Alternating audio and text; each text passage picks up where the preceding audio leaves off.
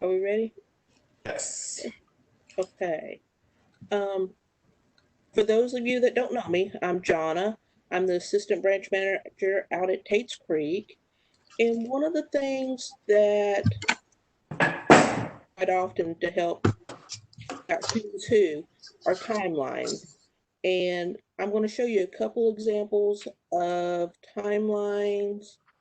Um, Let me go in, share content. Okay, this is an example of one that I have written up. If you guys have been in any of my, look, okay, you guys see a Excel spreadsheet? Yes, Okay, we see it. okay. So this is just a quick timeline for Henry Dingus. And if any of you have taken any of my classes, this is my grandfather that disappeared. He, um, family lore is he took the family to Missouri, and the story, mom said I can't tell the story, but she's here and I'll tell it anyway. Um, he went out to feed the pigs one day, and the story that I grew up with was that he was eaten by the pigs.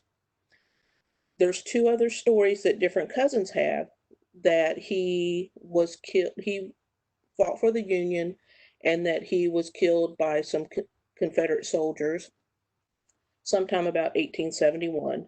And some say that Nancy, his wife, was so mean and hateful that he just walked away. So this is just a timeline of Henry's life. So we've got his father's birth in Russell County, Virginia. And at this point, Scott County would have been part of Russell County. So then farm probably didn't move, but we have him, birth of his mother, his parents' marriage. He was born in 1833. Okay, that so this just shows me that I've got something way off here because I have his parents' birth, and this is why you do timelines. I have put in the wrong dates here someplace because I have his parents born after he was born. So that's a big snafu on my part. Um, and we'll look at my family tree in just a minute. Um, his parents died. That's his parents' death dates. That's why it's so confusing. His father was born in 1811, okay, and his mom was born in 1814. Now that looks much better. Okay, much better. Um, but then it goes through. I've got him on the census. I've got his marriage to Nancy, and then I've got the births of his children. There is my great great grandfather.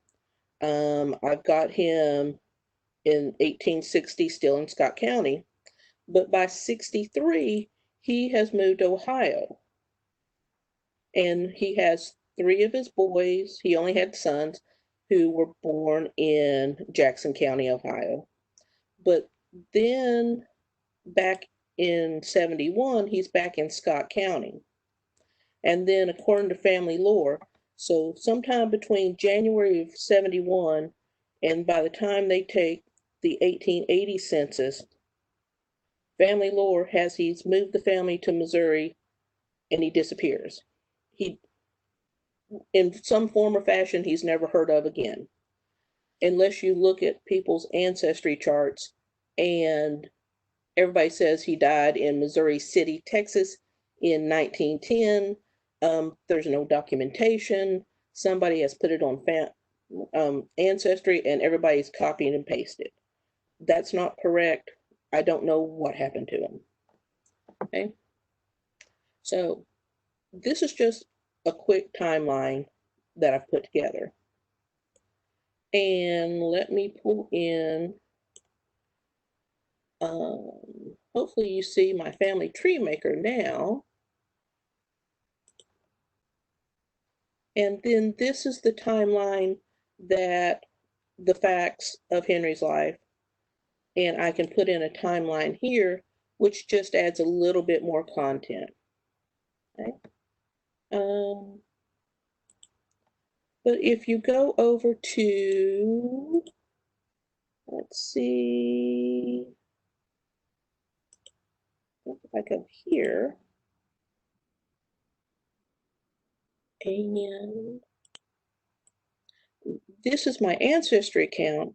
And if you do a life story, that's going to add in all of sort of a narrative of his life, birth of his sisters, birth of brothers, where he was living in 1850, marriage. Uh, we see birth of sons. They start adding a few historical facts that might have impacted his life, and then it just keeps going. And death of mother. So that's one way, and these are all different styles of timelines to help you look for missing things. Like I've not been able to find them in the 1870 census anywhere, Ohio or Kentucky or Virginia. And it just shows you glaring gaps of things, and it makes you take a hard look at dates, like the snafu I had with the okay, okay. So that's my quick and dirty presentation. Does anybody have any questions about anything?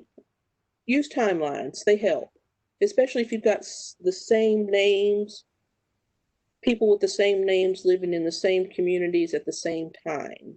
Mm-hmm.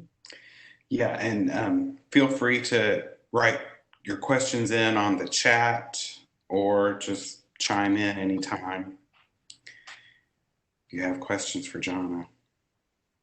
Yeah.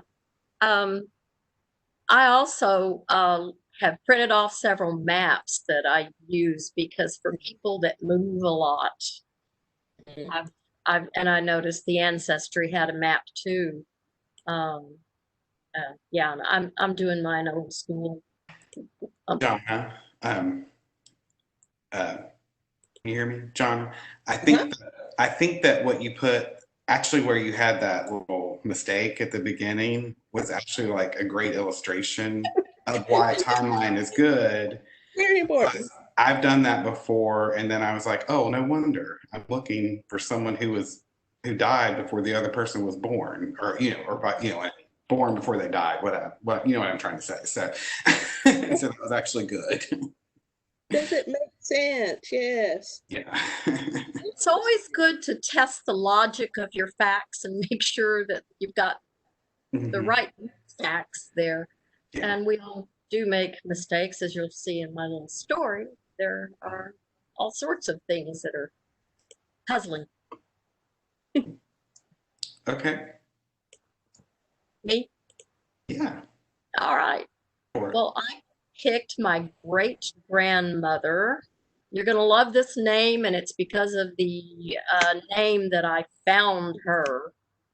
Her name is Wealthy, or Wealthia, that somebody put on her tombstone, but in the census, she always went by Wealthy or Wealtha, which could have been a pronunciation thing.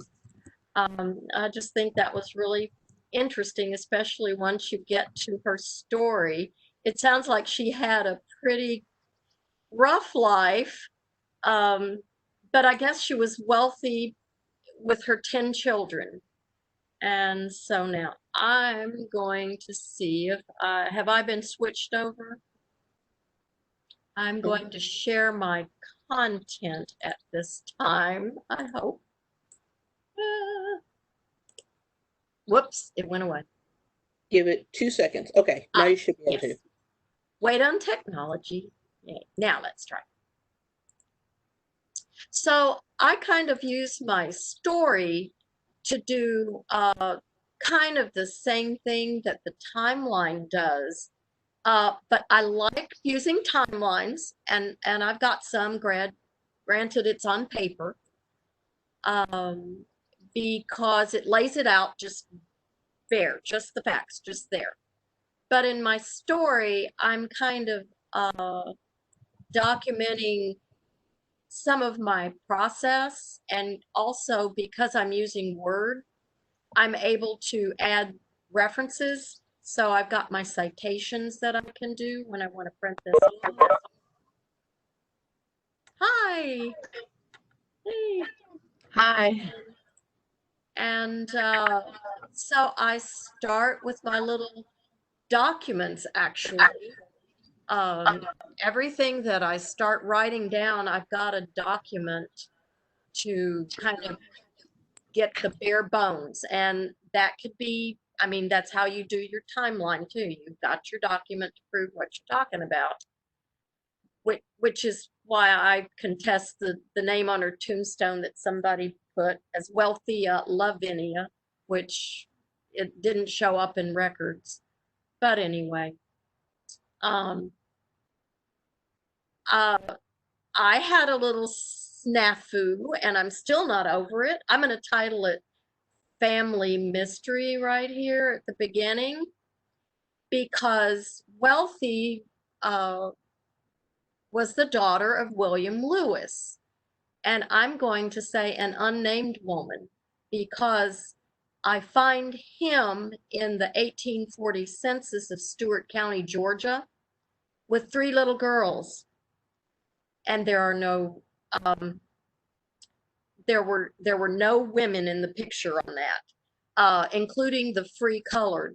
I did not find any there. I am looking for the slave census to see if there were at least some people to help him take care of these 3 little girls, because 2 were under 5 and 1 was just over 5. She was probably a year older than my great grandmother Wealthy. Her name was Missouri. I find that kind of interesting. But there's no mother in the picture. And I'm going, okay, busy farmer, because that's what he was, and 3 little girls to take care of. He had to have some help. So I do want to find the slave census or somewhere in that 1840 time period, some kind of records there. But I did find something that showed he got married in December of 1840 to an Emily Perkins, who became Lewis. And she is the one who is given in many of Ancestry's records as the name for Wealthy's mother. But unless they were living in sin, they couldn't find a minister out there in rural Georgia somewhere. And I kind of doubt it. They had 3 daughters before they ever got married. So then I noticed that the children come quite along after 1840 with her. However, there was this other thing. She's given in that 1850 census, where I find the whole family there together, as being 28, significantly younger. And if the older child was 15 in 1850, and you do the math, then she had to be like 13, 14 when she had her first child, which was not out of the realm of possibility, but yeah, not convinced. So there's this family mystery I'm still working on, but I'm going to go ahead and I'm going to mention it in my little story. And I'm going to mention the brothers and the sisters that are all listed there in the different censuses. I did write a conclusion, and the lovely thing about this is I can change Word documents. It's hard once you get it out to the internet to change it, because somebody else has already taken it off maybe and run with it.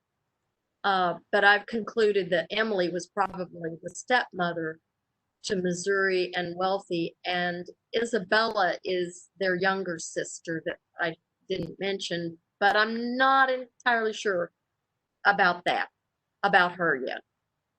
Just looking for some more documentation.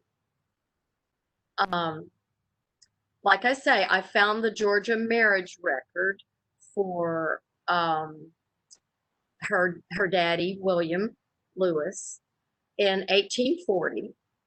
And so I'm still on the hunt of other things. Like I've been looking for a marriage record from Georgia sometime before 1840, just to see if there was another one. And somewhere in fold 3, someone who knew I was hunting handed me this paper that mentioned that he had married, that a William Lewis in Stewart County had married someone called Asenath Stevenson. And I didn't really put that in here because I don't consider that as I don't have the documentation for it.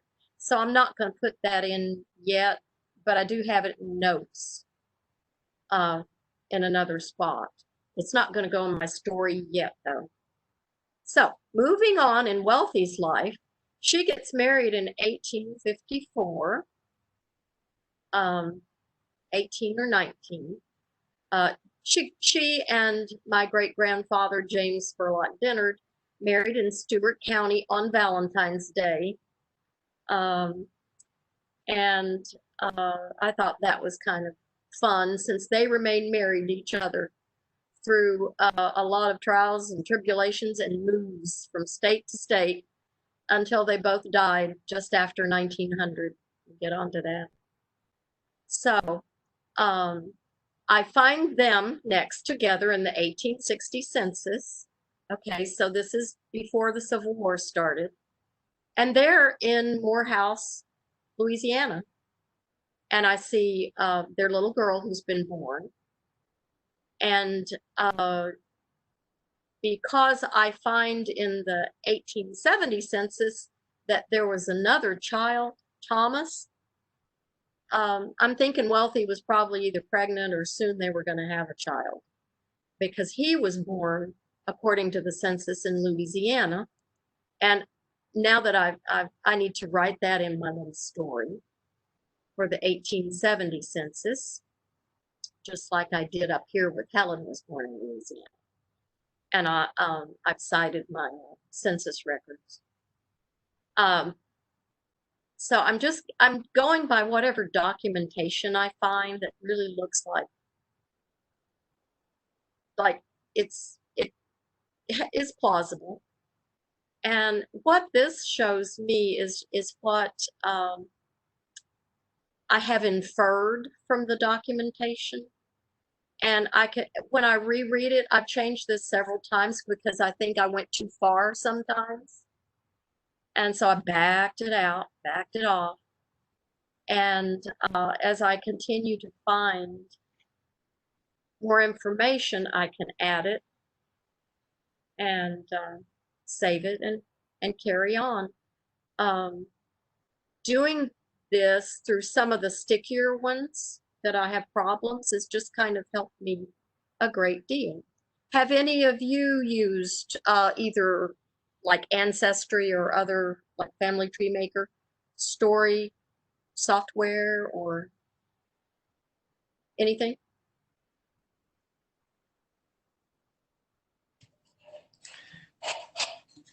Denise, I was going to say it's a lot like on Ancestry, the way it kind of fills in a story for you. But I think actually going through the practice, like writing it out yourself and figuring it out, is probably a really great like technique for, you know, where you need to go next, finding holes in the story, you know, what makes sense and what doesn't. I imagine that would be a good exercise. It is for me because I've seen how in other ways, other people's information, their research has complicated my family story from time to time. And so this is just purely what I've been able to do. I'm following my own research. Any questions, comments, stories?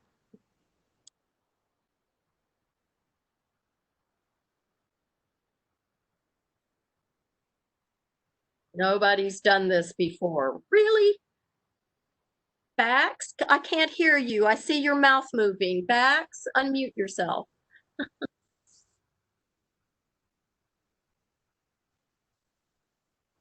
Can you unmute Bax, David?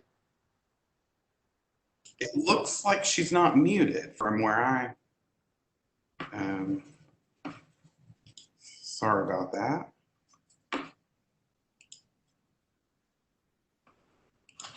Try it now.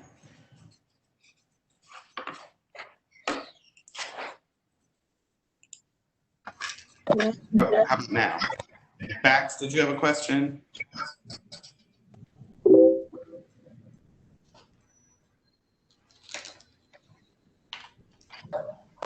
I unmuted everyone, so.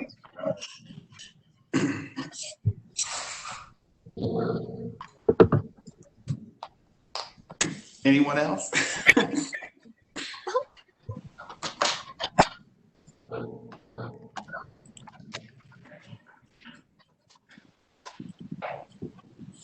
want to say writing a sound conclusion is the 5th point on the genealogical proof standard.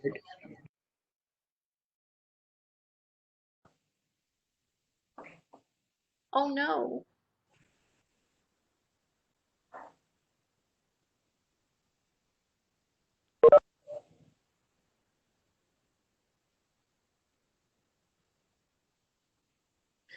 Oh, no, you can't hear me. Yeah, there you are. You're back. Yeah. There you are. Go ahead. Yeah, that's always a big risk.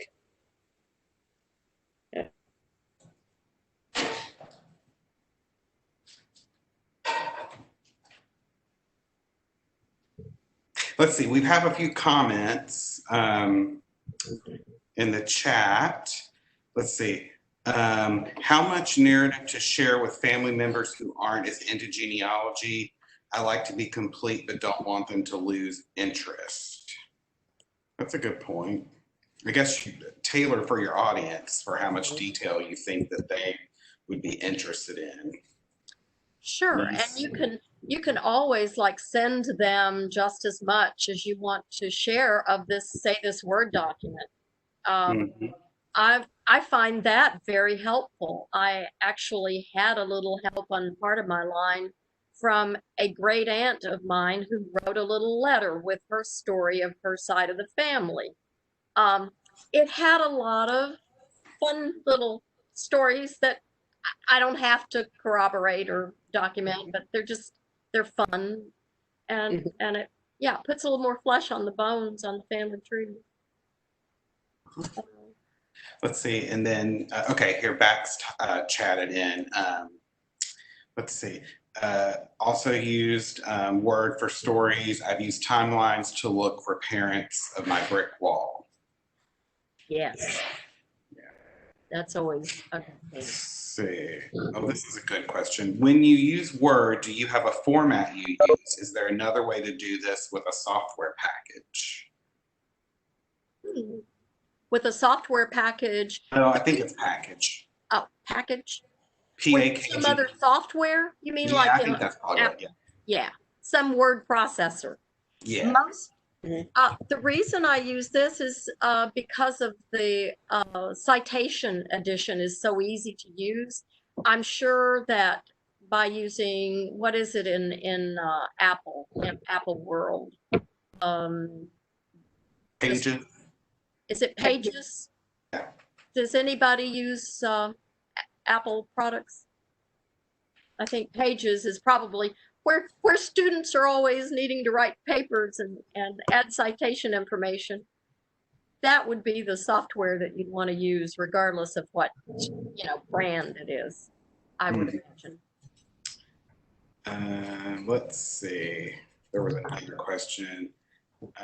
Sometimes I use a kind of spreadsheet timeline to track the age of a person across many censuses because the ages conflict. That's very thorough. That's cool. that is very helpful. And then if you get some dates out of order, it's easy to kind of change them around. I've done the same thing using Excel to bring multiple columns for different people and actually following our family side by side. Yeah, Excel would be powerful. Well, Jonna, you used Excel too, didn't you? I did. Here's- I shared Cindy's list, timeline templates. I'm running through them. I'm not seeing anything too terribly exciting that we couldn't do better with just a Word document or Excel. I'll admit right out to being a control freak, and I just worry that if when I use the online packages, at least until I'm just got it nailed down and I'm sure with all my citations, that um, I'll make mistakes. Yes, I will. But also other people will pile in with their information, and then things take really squiggly turns, get confusing. Arguments start, maybe.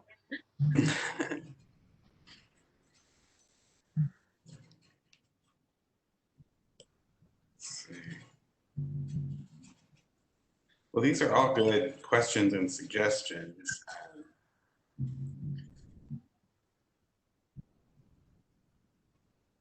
Anyone else? And we can also open it up to other topics as well. But normally we talk for about 20 minutes and then we go in all kinds of directions, and that's great. So feel free to chime in with any kinds of questions or brick walls or ideas that you have.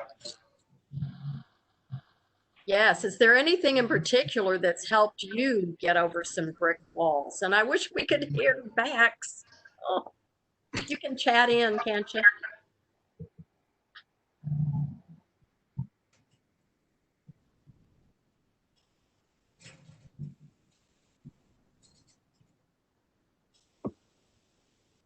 Ah, a table on Word. That's a good idea. Uh-huh. Yeah.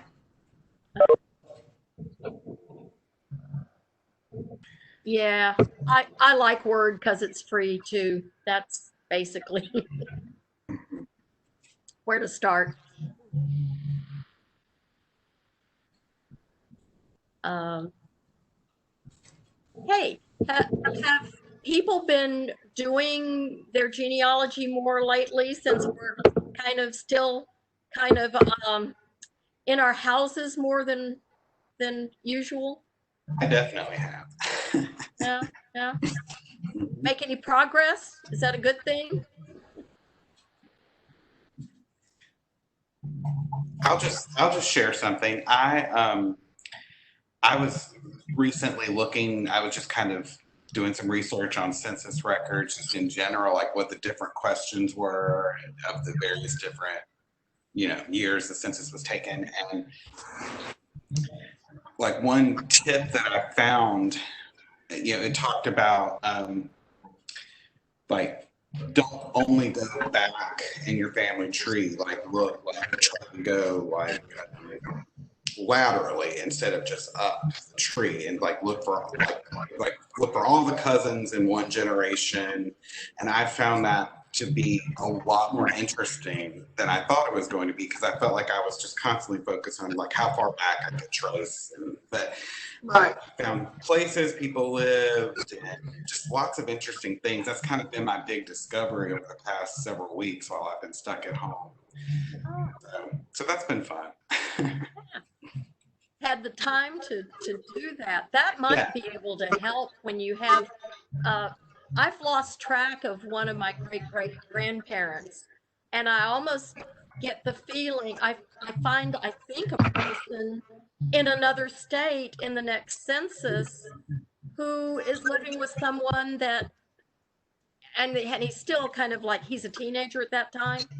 And what happened to the family? I can't find the parents that I thought I had with him.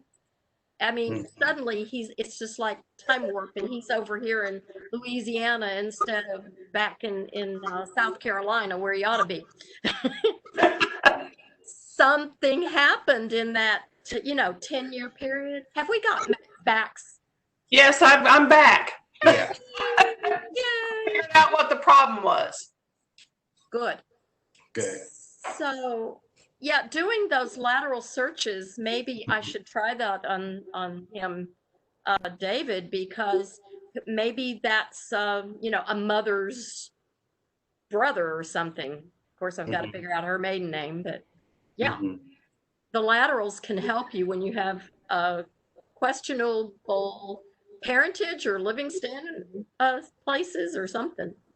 Or look at seeing where these, comparing about where people lived, you know, like the child and the brother and the sister and the mother and the stuff, compared where they lived in the same time period to see if maybe a hint shows up about what this mother could be, who she could be.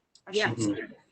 Because that's what I'm doing is comparing locations. If I've got a girl, a lady, I should say, and on every document, they do not have her parents' name on it. The marriage certificate, the death certificate, any census record, anything, nothing. So I have found a person who I think is the parent. And what I've done is compared the two locations of where they both lived to see if it matches up. And it's pretty dang close. I'm 99% sure that this is who her parents are. Ah. Nice. Yeah. Well, that's where using a map kind of comes in handy for an area. You kind of get to know where the graveyards are, sure, but also if you can find out somewhere close through the census districts where people were living, and yeah, and finding the relatives. Right. I did that just recently. I was looking at the 1940 census and I found the place. I was just telling John about this. I found the place where my great grandmother lived. I looked it up on Google Maps. I found like this whole area where other people may have lived. I finally was able to kind of figure out the place in southwestern Virginia. And so it was really cool. Yeah. Yeah. These people moved around a whole lot to different states. So it's very interesting to see the trail from Kentucky to Texas and then to California and the other states they visited in between. Yes. And you know what caused them to move? You know, Yeah. who knows? That's what you consider what history, what land was opening up where it was free, or what at the time. As long as they were, you know, able to move. I imagine with 10 kids trying to move from Texas to California, it would be hard, but they're still young. I can't imagine. Yeah, considering the transportation of those days.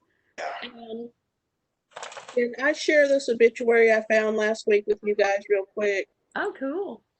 Yeah. Am I the presenter? Let me go to share content. And I'm wondering, she must have been a genealogist. That's the only thing I can think of. No, I gotta close that window and scooch. The problem of having dual monitors. Oh, wow. Okay. Technology maven here. While you're doing that. Also, we're going through a particularly interesting time with disease, but disease was a part of life back, you know, before 1940, before antibiotics were widely available and before really a lot of public health information. Just think about what it must have been like in the 19th century and before, which is where I'm having a lot of trouble. So, Lillian, like I said, she must have been a genealogist, or her children who wrote this must have been genealogists, because we've got her obituary in the Idaho State, gives her address. She was a pioneer, and she was born in Gate City, Virginia. It gives both her parents and her parents' mom's maiden name. She left Virginia in 1893.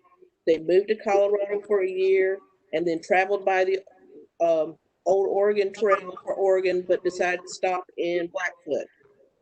and it gives a date when they stopped in Blackfoot, and it tells you when she married John and who he worked for, and then that they would travel between Little Lost River and Blackfoot by stagecoach. Like I said, this is just an amazing obituary written in 1956. But it gives just so much information about her life. But I just thought I was really impressed with this obituary.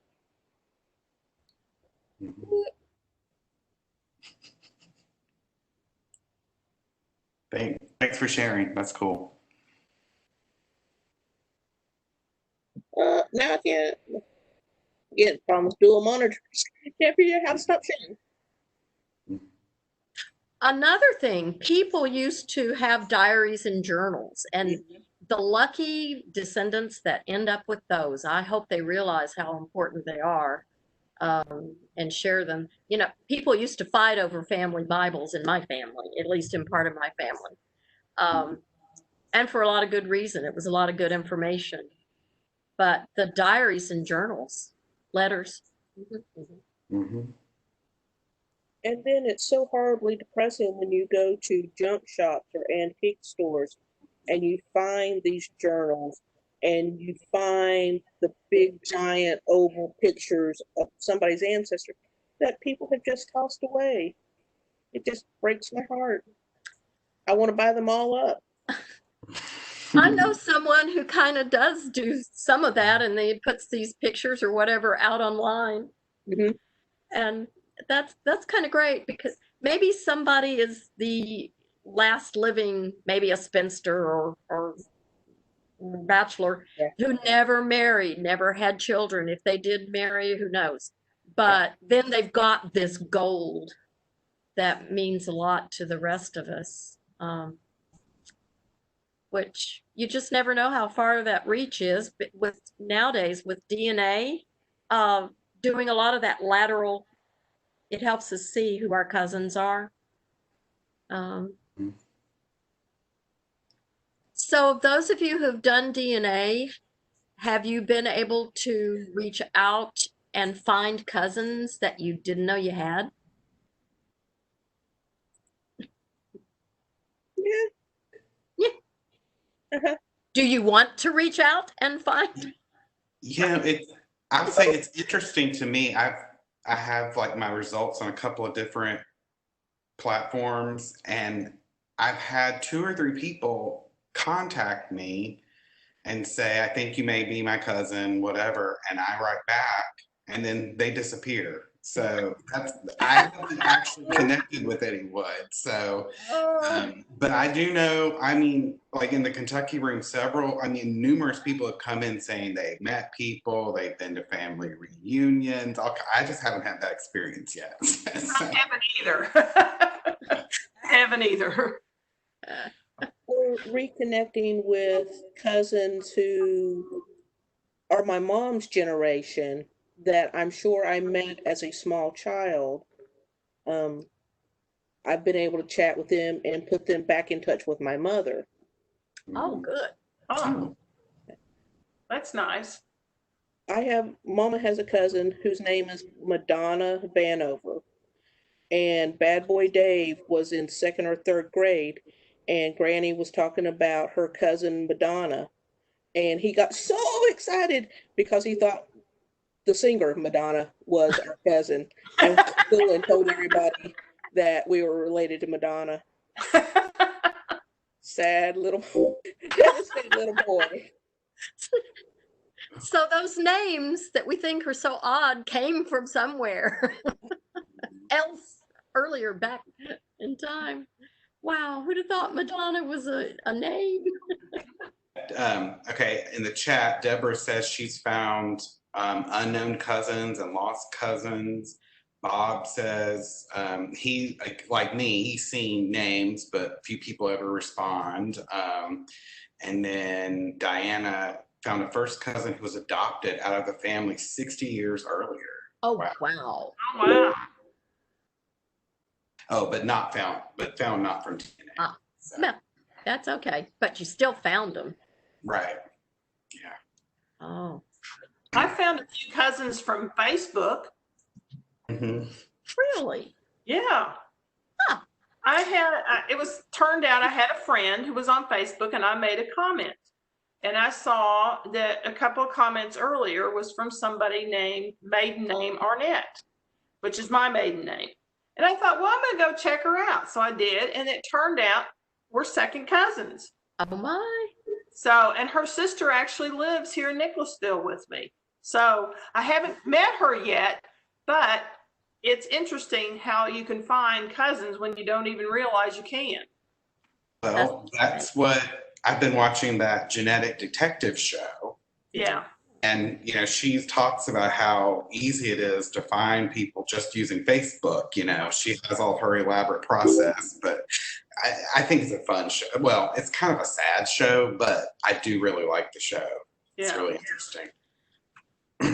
I would say it would appeal to genealogists, but not the general public as much, because it seems like they go into too much detail about some of the companies and stuff. Mm-hmm. Not enough elaboration on how she actually does it. Yeah, I think it's interesting how, I mean, after the initial kind of pairing up the possible ancestral matches, a lot of what she does is a lot of traditional genealogy, Right. you know, painstaking work. But yeah, my mom watches it and she's made that same comment that you just did, that there's a lot of like talk about companies and stuff. But. Yeah. Oh, so it gets really down in the weeds, and I mean, not too bad, but it's I felt like each week has gotten better. So maybe they're getting comments. probably, yeah. Yeah. And who do you think you are? Used to be much more on methodology, and now they're almost to the point where, here, this is your family history, and Yeah. not giving us any background on how they found the records, which I find most disappointing. That Yeah. is disappointing. Yeah. Yeah. I don't think you have to be a genealogy nerd to really appreciate seeing someone's work so you can use it reliably or choose not to use it, I guess. Yeah, someone asked about the show. It's on ABC, I guess. So I guess in Lexington that's 36. On Tuesday nights at 10, I think. Yes. Oh. Genetic detective? What? Yes, it's ABC. I just watch it on Hulu. So Yeah, I just watch it on demand. I don't watch it. Yeah.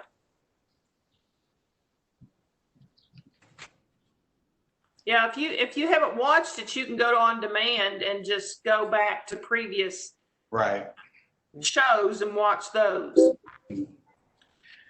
I love going to YouTube and seeing what's out on YouTube. So I wonder, that's good. I'll have to check it.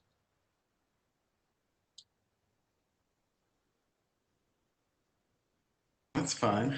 Yeah, it is. Routes less traveled. Really? I haven't heard of that. I haven't either. On That's Saturday. interesting. I'm going to write that down. Yeah, thanks, Diana. Yeah. Yeah. Oh.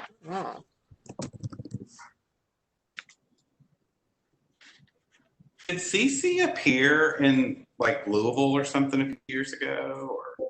She was Louisville's presenter last year. Oh, okay. Yeah.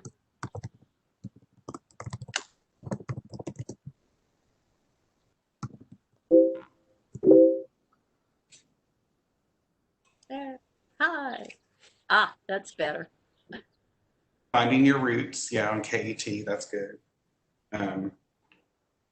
Oh, someone said they got their picture with Cece. Patricia, that's cool.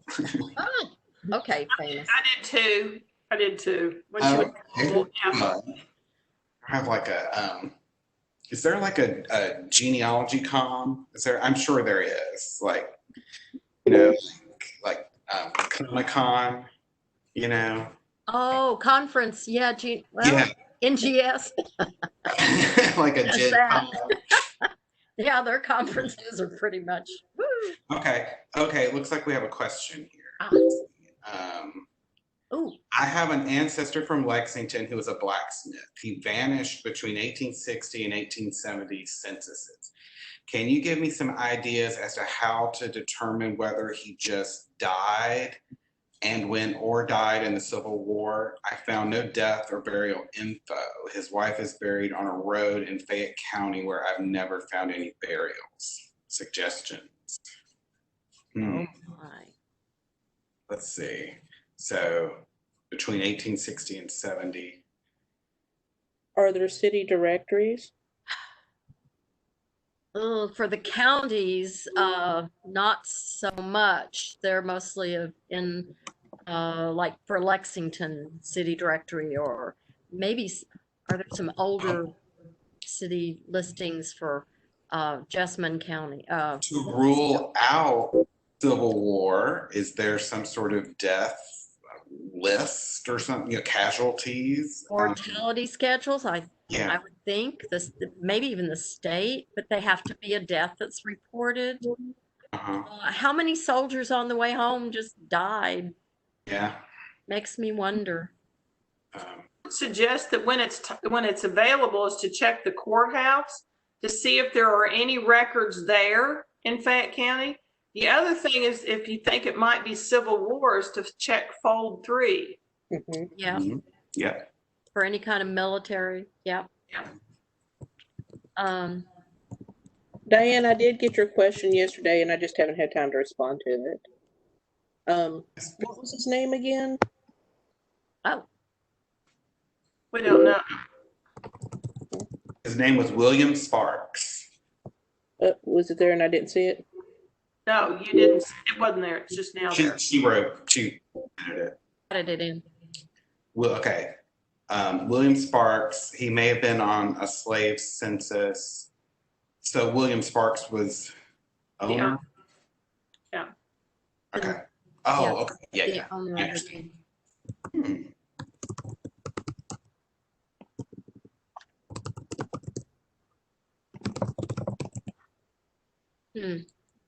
Well, I wonder if there's like, never mind.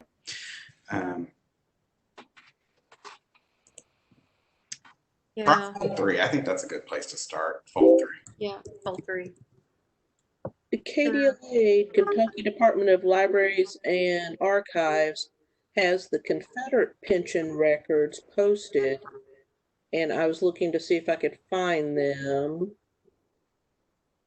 They used to be really easy to find, and now you have to dig. Dig.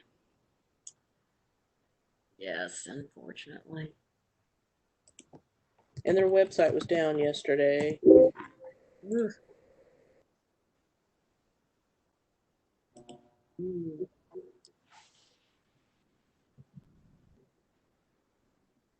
Ask Walter. Yeah. I have been chatting with Walter, and he thinks it will be as late as August the 15th before they open. Oh, really? Oh, wow. Yeah. Diana asked about the King Library. I mean, I don't know what kind of Civil War. I mean, you could always look at their catalog and see what kind of Civil War records they have, or local cemetery burial records. They looking. might have city directories from other counties. I know they do. And they do have the newspaper collection, but does it go back to Civil War? I'm not sure. Are Confederate pension records, are they at the state, or would that be like National Archives? There's Both. That wasn't federal. The Okay. Confederate, there was no federal because of Right. the Yeah. nature of the beast. There was no Yeah. federal Confederate pension. The Confederates were on their own, so there were a lot of state groups, Daughters of the Confederacy. Yeah. There were a lot of pension Confederate veterans homes that later just they had to morph as more and more died to stay in, I guess, in business. The widow died in 1913. Did you find a death record for her? There's nothing about him on there. Well, I guess there would be, would there? Could be, depend on the Well, format of the record. Mm-hmm. it would just have that she was widowed, I suppose. Yeah. I still think the courthouse, when they open, would be a good place to look to see if there's Yeah. any probate records or Yeah. anything that might be there. Yeah. Ownership, land ownership, whatever. That's a good suggestion. Considering what he might have been involved in when he was alive, that might generate ideas and records if he was a. Yeah, I mean, it's a possibility. I know that the library at Keeneland has a lot of records on horse people, that might be one idea at some point when they open. It's a great question. Yes, tough one. Yeah. Tough. I imagine that's not too uncommon back in the earlier days when you go back. It was pretty rough. There were no interstate highways and places to pull off. Is Fayette County on the fragments of the 1890 Veterans Schedule? Not that I know of, but it's worth a look. There are pieces of the western states, like Texas, that didn't burn up in the fire. Also, That's a good question, Diana. yeah. Those county tax records, that would be good. You could find it at the courthouse. Yeah. Yep. Okay, if you were a Confederate soldier and you died, say you died in Virginia or some, there could be, you could check like Library of Virginia or something to see what kind of records they might have. Like I had an ancestor who was from North Carolina, but he actually died in Virginia in the Civil War. So there were records of that in Virginia. So, I know Ancestry has started putting some of the Confederacy pension records online. Not many of them yet, but they've started. That's good. So a lot of these records are hopefully found. Hopefully they won't be lost. Yeah, if you've got Union soldiers, there will be the Union and federal records. Great. The pension records are helpful. mm-hmm. Yeah, it's possible somebody could have died in prison and then hopefully they kept records. Nice. I don't agree. Rocks again. Yeah, National Archives. Yeah. The Thomas Clark History Center is open. They're letting 10 people in at a time to do research there. I don't know if the military museum is open, but you might contact them. Has Brandon retired yet? He was real close to retirement. I don't know. Ask Walter. He'll know. We miss Walter. Yeah.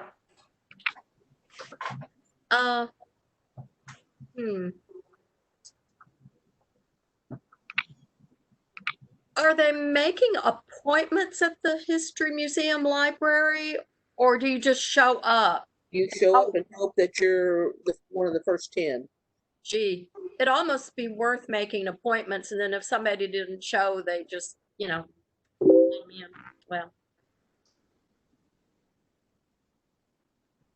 There are. Sparks is quite a common name. It's almost as bad as Jones. Oh, and William. There's so many Williams. Oh, I've got lots of Williams in my family, and it's just like, hard to find. John Distinct. Smith. Let's see. Good. Anyone else have a burning question? I've got one more link to share. Oh, goody. These are webinars for, as a librarian in the state of Kentucky, you have to have 20 hours of continuing education points a year.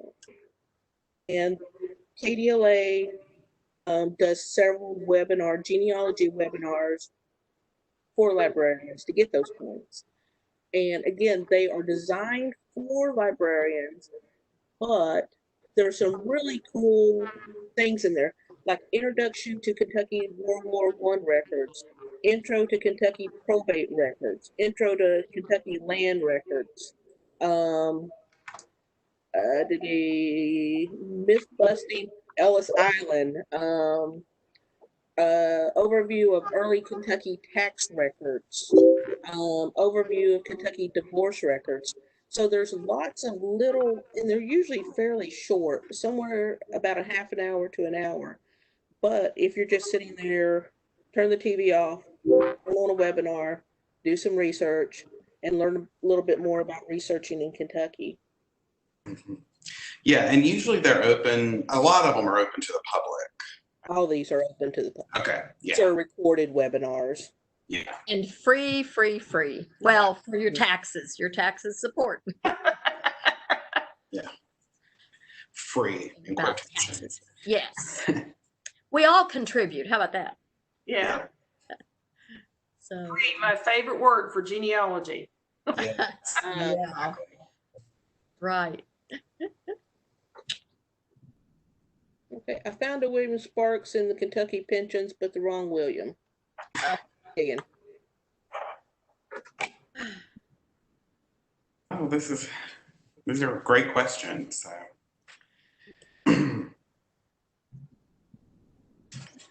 We've got about 1 minute until the official time. It's, we're not really on a clock or anything, but If we get on something hot, we won't go away. No. If anybody has any question though, yeah.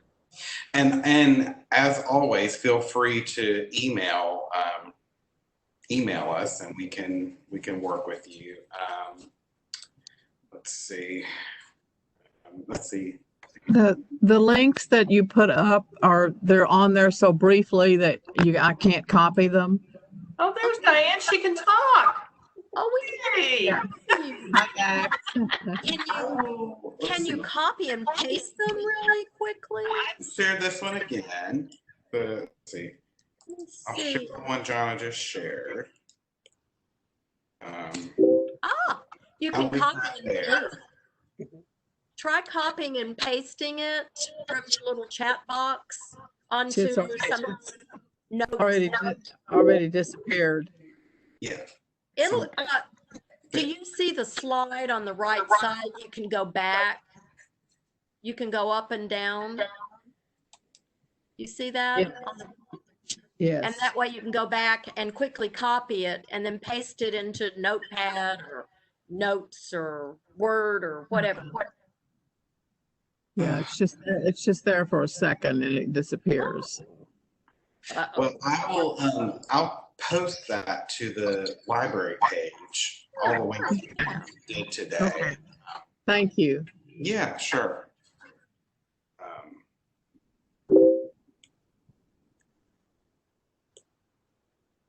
We welcome all Dianas, Thank you. Charleses, and everybody else. So the other Diana said she clicked Control and A and it copied. Is that correct? Yeah, you can do that too. Or Control C. Yeah. Okay.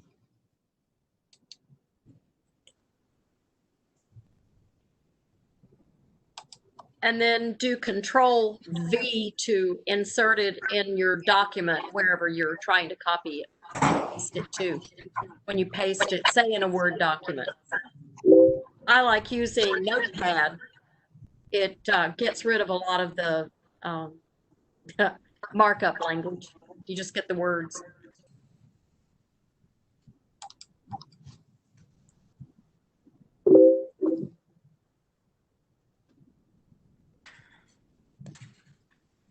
Okay.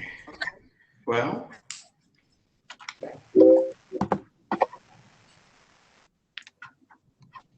Oh, Bowsher. that's an interesting name. It is. That has. Oh boy.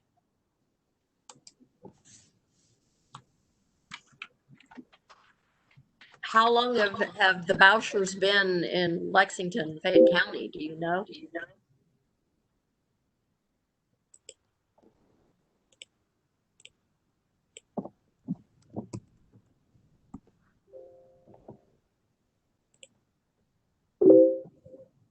Oh, wow. 19. Okay.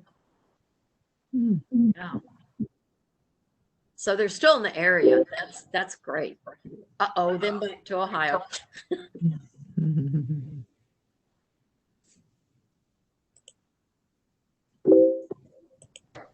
Oh, difficult then. Yes. Oh, some cultures don't demand that their women change their last names when they marry. I'm a Yeah. little jealous. I am too. My Belgian ancestors are like that. Love it. Great.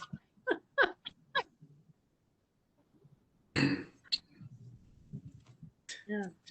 Okay. Fine. Hey, do you think we want to continue our virtual club here rather than face to face even after we're all vaccinated and out of quarantine?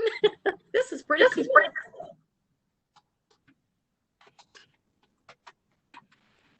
Now that I've gotten used to Zoom or whatever meeting software we're using, I've actually preferred it because you're not having to take the time to go somewhere. yeah, I think that it's really opened up a lot of opportunity for people that, it's hard to get to the library or for whatever reason. I mean, I think it'd be nice to have maybe both options, have these meetings and also have in-person programs as well, and find some way for the in-person programs to also be broadcast somehow or something. I think it'd be a great opportunity for people. I agree. So when is the library going to open? Wish we knew. Wish we knew. You can return books now, and of course we've been picking up holds for a while, right? Right, I knew that. But We're ready. We're as ready as you are to get back, but I think that it's just going to be very slow. Up holds now. I think the next thing that will happen is we'll offer that probably at more locations, and then after that, probably slowly open up for just like book pickup in person. Yes, I think, that may happen. Curbside service, I think, will be the next step. But I want to get back in a building and Yeah. sometimes I just like to browse, Right. stuff and not necessarily order something online that I can't even think of. Right. Yes. Right. Well, for that, using, like, if you need to browse, you could try some sites like Goodreads or I actually am on Goodreads, so okay. Do you use fantastic fiction? Oh yes. no, It's I haven't done fantastic. that. That's a good one. Fantastic Try it, yes. fiction. I'll put the link in. Okay. It's just lists of authors and book. I mean, just massive lists of authors and all their. I like it actually because if I know an author, I'll look up and it has all their series listed in order. Good. All- That's great. Yeah. That's the thing I love about fantastic fiction. If you want to know if you've missed any books in a series, I don't know about y'all, but I like to read series, and sometimes it matters a lot that you've skipped a book, but you didn't know you skipped it. And so this is absolutely fantastic. There's also one that is specifically about series, but fantastic fiction gives you a lot of author information too, which I like. Yeah. While I have a captive audience, I'll just let you know that I also do a mystery book group through WebEx. We meet once a month. So if you're interested in that as well. Sure. How do we get to that? It is the third or fourth Wednesday of the month. It's on our calendar. So we go into the library website and go to events? Yes, Is it in that calendar? Yes. Although I'm not sure that the July has been posted yet. But the July book is called A Killing in the Hills by Julia Keller. Are these cold case like mysteries, like real crime, true crime? No, it's fiction. It's okay. It's all fiction. Yeah.